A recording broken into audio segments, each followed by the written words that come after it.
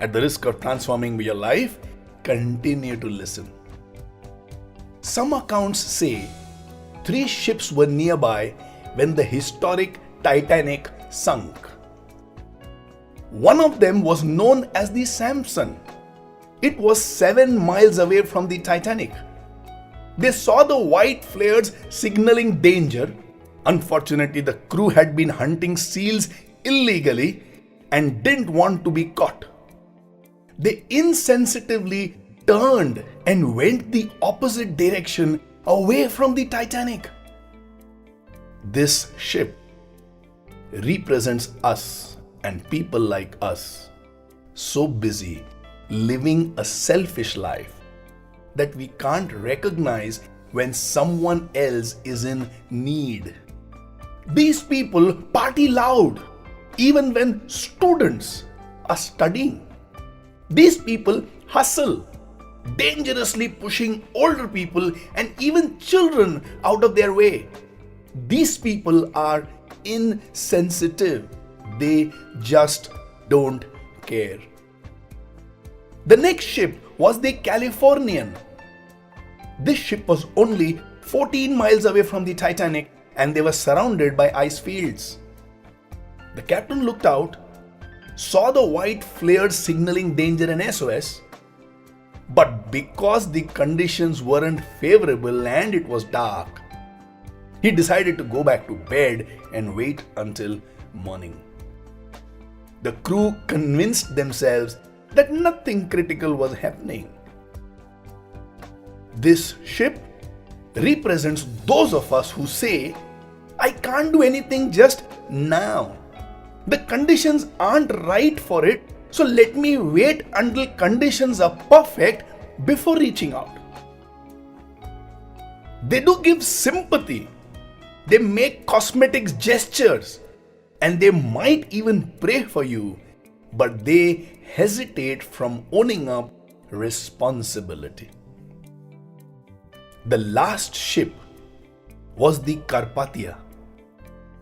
This ship was actually headed in a southern direction 58 miles away from the Titanic when they heard the distress cries over the radio. The captain of this ship turned the ship around and went full steam ahead through the ice fields. Though the highest speed was supposed to be 14 knots in ideal waters, the captain drove his ship in the icy fields at 17.5 knots per hour.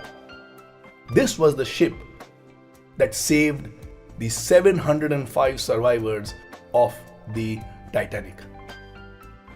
This ship represents those who have a fantastic sense of responsibility in spite of difficulties. They move ahead full steam without hesitation and without holding themselves back. This ship represents people who make things happen.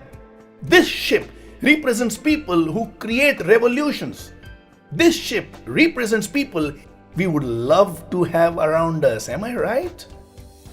This ship represents people who believe in action and never in excuses. When the captain of Carpathia looked back at the ice fields they had come through, he said, someone else's hands must be at the helm of this ship. Awesome humility, isn't it? And it's not just humility in action.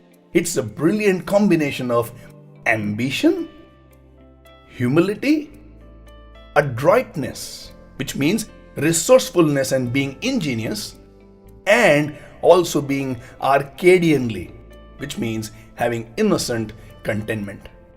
Here we see an amazing level of leadership called the 6th level of leadership. Samson, Californian, Carpathia. Which ship are you in? We pray you are in Carpathia. Otherwise, we have a question for you. What's your excuse? What is your excuse? What is your excuse? What is your excuse? By the way, The qualities of the sixth level of leadership combine to form the acronym AHA. These certainly form a AHA life.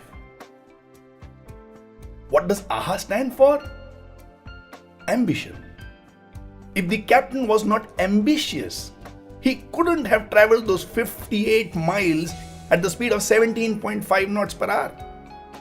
Humility. When the whole world was appreciating him, he said, someone else's hands must be at the helm of the ship. Adroitness. He was resourceful enough to understand a ship which has the maximum capacity of 14. How to coax it to 17.5 knots per hour. And Arcadianly, he was content of doing his job without wanting any spotlight, any appreciation. A. Ambition. H. Humility. A. Adroitness. A. Arcadianly. Coincidence that for an AHA life, you need ambition, humility, adroitness, and to be Arcadianly. If you want to live your life as the ship Carpathia, and if the idea of sixth level leadership, that is an AHA life, inspires you, our one-day program, What's Your Excuse, will certainly be of great help